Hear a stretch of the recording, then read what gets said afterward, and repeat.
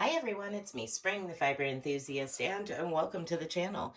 So as promised from the previous dog hair spinning of dog hair video, I said that I was going to go ahead and apply it together and dye it.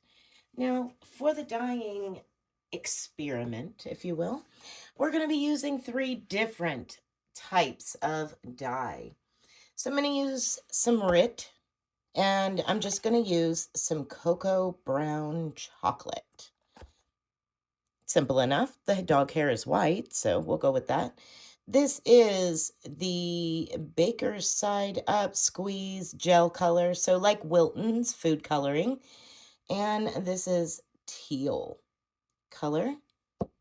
And then we're going to use some acid dye. So this is Jacquard, and this is raspberry, color number 042. And what I'm going to do is I'm going to mix up behind each one of these in these containers. And right now I currently have the dog hair soaking in some vinegar warm water. It's been washed and now it's just soaking in some vinegar water. So I have the acidity to it. Then I'm just going to mix up with hot water in each of these. And I'm going to let it just do its thing. I'm not going to put it in the microwave. I'm not going to low immersion style or water bath or anything like that. Now you'll have to forgive the dog had to come and get a drink right when I'm recording. Of course, because we're out in the kitchen. So, all right. So that's what I'm going to do. I'm going to go ahead and mix up these 3 small vats, a measuring cup, and, I'm going to mix them up. I'm going to mix them up a little bit on the stronger side simply because I am going to just do it to where they're going to sit and wick up the color, and whatever happens, happens. And we're going to go from there. Now, of course, you would typically, with your acid dye or your Rit dye or however, you would want to heat this up at some process, with some process, whether it be in the microwave or low immersion on the stove, something like that. But because I've got such a small amount, I am going to do this with just hot water. And I mean scalding hot water. I'm going to do it that way in these small vats and just let them sit until they cool. And then I will rinse them and bring you back to rinse them at that point. But let's go ahead. I'm going to pause you for a moment while I mix these colors up and get ready to put them in. And then we'll take a closer look at those. All right, so I'm going to start with equal parts of 1 cup in each one of them. And that way I kind of have an idea as to how much water I've got sitting in each one of them. And this is super, super hot water. Ooh, boy, that was close. All right, I'm going to go for a little stir.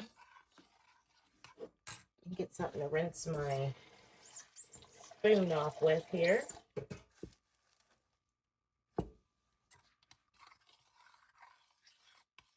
Give those a good stir here so that way we can dissolve that. Very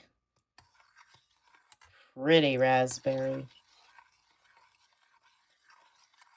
Now the dog hair that we are using, if you are new to the channel, is from my Marimas. And Marimas are a sheepdog. They look like a Great Pyrenees, and they do the same job. There's some slight differences. One of the differences is that the Great Pyrenees are taller. Another difference is they're more vocal than a Maremma. A Maremma is a lot quieter. I mean, you couldn't tell by the drinking, but you know, no, barking and all of that, they're a lot quieter than the Great Pyrenees is. But they do the same job, and they are white. And what I have spun is the undercoat. I might have to get rid of, after I've stirred this, I might have to get rid of a little bit of that.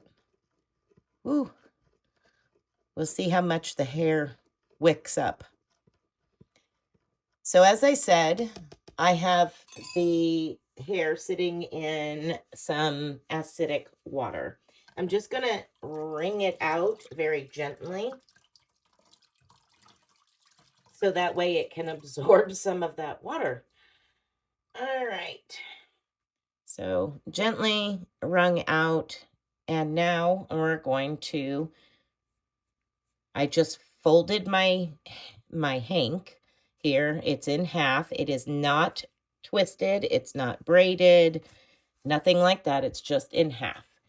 So I'm going to go ahead and actually, I'm not going to do it in half. I'm going to do it lengthwise. That way I can get a good amount in each one. So I'm going to go ahead and start getting it to wick up some of this. Look at that pretty color. Ooh, pretty, pretty.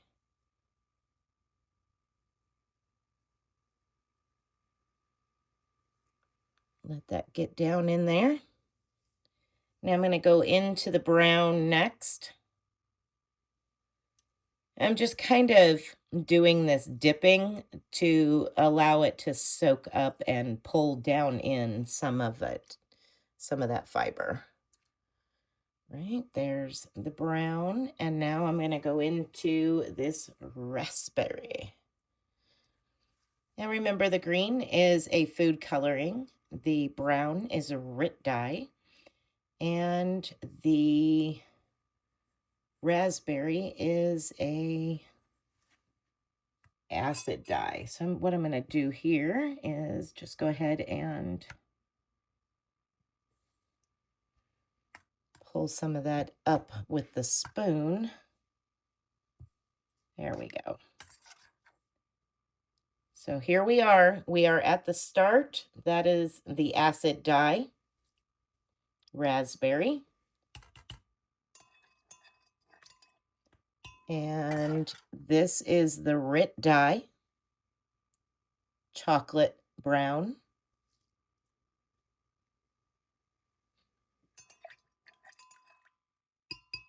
And then we have the food coloring, which is teal. Okay. All right. So I'm just going to let this go on into room temperature. If it wicks up on the sides, great. If it don't, that's fine. This is all part of the experiment. And there we go. A little overview.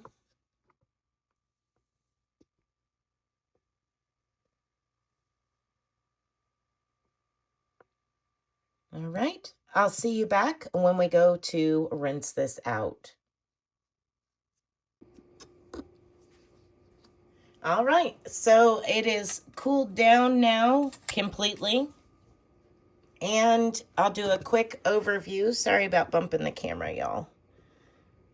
Quick overview. So the food coloring has wicked up and over towards the brown. The brown is wicked up. And the raspberry has even wicked up a little bit. All right. So what I'm going to do is turn you just a little bit so you can see. I have a water basin here, and I'm going to basically take this out, rinse it in the basin, and then I will show you what it looks like after I rinse it in the basin.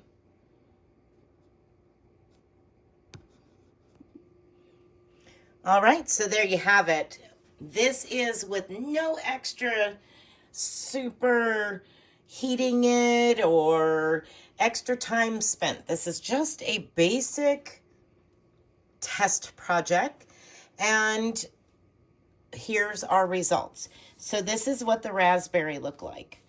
And of course, this isn't dry, so it will change as it dries. It is just hand squeezed out, rinsed until came clear, and so on. So this is the Rit dye here, and then this is that teal food coloring. Now, what you have to keep in mind when you're using food coloring especially is all products like food coloring, it is going to fade over time. So even though it's this color now, as time progresses and you wash it, whether it's hand wash or not, this is going to get lighter and lighter and lighter. So please remember that when you are using food coloring, that it is going to actually get a lot lighter. Any type of food product will lose its brilliancy. And then the Rit dye, of course, that is meant for, this particular one is an all-purpose, and it's meant for cotton, wool, rayon, and more, or nylon and more.